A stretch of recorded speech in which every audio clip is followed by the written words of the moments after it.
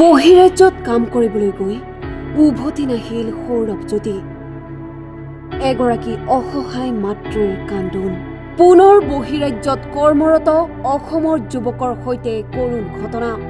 অসমৰ যুৱক সৌৰভজ্যোতি সোণোৱাল নামৰ যুৱকজনে প্ৰায় ৩ বছৰ ধৰি বাংগালোৰ আৰু কেৰালাত ঠিকাদাৰৰ অধীনত শ্ৰমিক হিচাপে কাম কৰি ঘৰখনৰ বাবে কোনোমতে দুবেলা দুমুঠি যোগাৰ কৰি আহিছিল। কিন্তু হঠাৎ যেন ঘৰখনলৈ নামি আহিল কালমানিশা। ডিব্ৰুগড় জিলাৰ টিংখাং সমষ্টিৰ নপাম থান গাঁৱৰ এটা দৰিদ্ৰ পৰিয়ালৰ সন্তান সৌৰভজ্যোতি। বহিৰাজ্যত কাম কৰিবলৈ গৈ উভতি নহাৰ বাটেৰে গলগৈ মৰমৰ সন্তান সৌৰভজ্যোতি। চিৰদিনৰ বাবে অকলশৰীয়া কৰি থৈ গল ঘৰখনক। ক'বলৈ মোক লগৰ দুজন মানে বেলেগক দিলে, তাৰমানে লগৰ আছে তাৰ গাঁৱতে।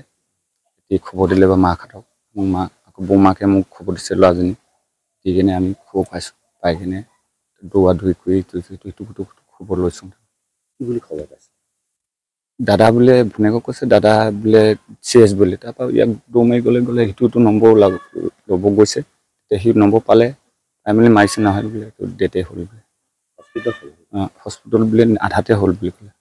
এই ৰং চং মাৰিছিলে ঘৰ, ডাঙৰ ডাঙৰ ঘৰ কিবা কিবি। আজি ৩.৫ বছৰমান হ'ল।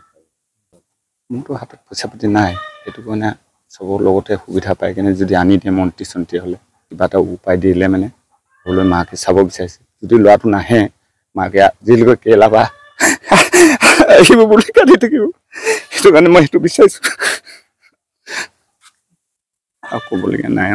থানালৈও গৈছে, ফুৰি আছে। এতিয়া কি কয়, কি ব্যৱস্থা লয়, নোৱাৰিলেতো তাতে থ'বই লাগিব, আনিবতো মোৰ টকা পইচা নাই। সোমবাৰে আবেলি হঠাৎ বাংগালোৰত যুৱকজনৰ মৃত্যু হোৱা বুলি বন্ধুৱে দিয়ে খবৰ। বাংগালোৰৰ এটা ভাড়াঘৰত গুৰুতৰভাৱে অসুস্থ অৱস্থাত যুৱকজনক প্ৰত্যক্ষ কৰে বন্ধুৱে।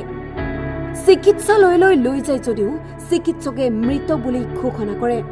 ইয়াৰ পিছতেই এতিয়া পৰিয়ালৰ মাজত সৃষ্টি হৈছে হাহাকাৰ অৱস্থাৰ।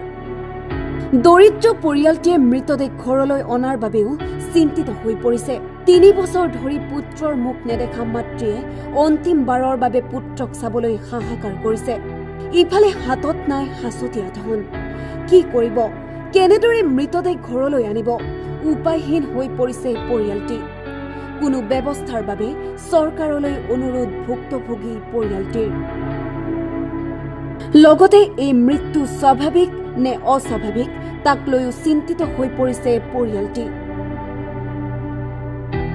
ডিব্ৰুগড়ৰ পৰা ধন্তি শইকীয়াৰ ৰিপৰ্ট, টাইম 8।